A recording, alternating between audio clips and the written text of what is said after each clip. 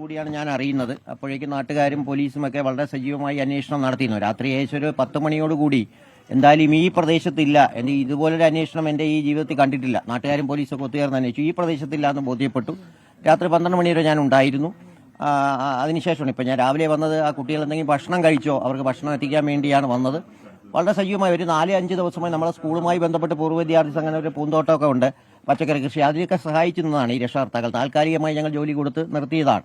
കുട്ടികൾ വളരെ മിടുക്കരായിരുന്നു. 2 മുസ്ലിം സ്കൂളിലേക്കാണ്. കഴിഞ്ഞ 3 ദിവസമായി പോയിട്ടില്ല. അപ്പോൾ ഇന്നലെ മെനിങ്ങാന്ന് അവിടുത്തെ സാറ് യൂണിഫോമൊക്കെ ആയിട്ട് ഇവിടെ വന്നിരുന്നു. അത് എൻ്റെ സ്കൂളിൽ ഇരിക്കുകയാണ്. ഇന്നോട്ട് കൃത്യമായി പോകാൻ വേണ്ടിയിരുന്നതാണ്. എന്താണ് സംഭവിച്ചതെന്ന് അറിഞ്ഞുകൂടാ. 12:30ക്കും ഈ 2 രക്ഷകർത്താക്കളെയും രണ്ടാമത്തെ കുട്ടിയെയും ഞാൻ നേരിട്ട് കണ്ടിരുന്നതാണ്. സ്വാഭാവികമായി ഈ കുട്ടികൾ അങ്ങോട്ടും ഇങ്ങോട്ടുമൊക്കെ തമ്മിൽ ബഹളം ഉണ്ടാക്കാറുണ്ടായിരുന്നു. എന്താണ് സംഭവിച്ചതെന്ന് വളരെ മാന്യമായിട്ടാണ് രക്ഷകർത്താക്കൾ 2 പേരും അതോടൊപ്പം കുട്ടികളുമൊക്കെ വളരെ എൻ്റെ സ്കൂളിലാണ് മിക്കവാറും ഒക്കെ സഹകരിക്കുന്നത്. പിന്നെ 2 ദിവസം മാത്രമാണ് കഴക്കൂട്ട മുസ്ലിം ഹൈസ്കൂളിൽ പോയിട്ടുള്ളത്. പിന്നെ പറഞ്ഞേ അതൊക്കെ അത് ഞങ്ങൾ അപ്പോഴും നാട്ടുകാർക്കായ ഞങ്ങൾ ആർക്കും അറിഞ്ഞുകൂടാ. ആകെയുള്ളത് ഞാൻ ഇതിൻ്റെ ഓണറായിട്ടുള്ള അദ്ദേഹവും ഞാനും പിന്നെ ഈ പരിസരത്തുള്ള ഒരു കാക്കയുമായിട്ടാണ് ചെറിയൊരു ബന്ധം. വരെ ഈ ആസാമീസ് ഭാഷയാണ്.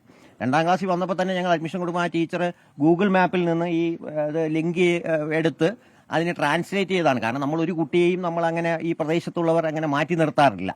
അപ്പോൾ ഞങ്ങളങ്ങനെ ചേർത്ത് നിർത്തിയതാണ്. അത്ര ഒരു വലിയ പരിചയത്തിലേക്ക് എത്താൻ കഴിഞ്ഞില്ല. അതിനുള്ള ടൈം ആയിട്ടില്ല എന്നുള്ളതാണ്.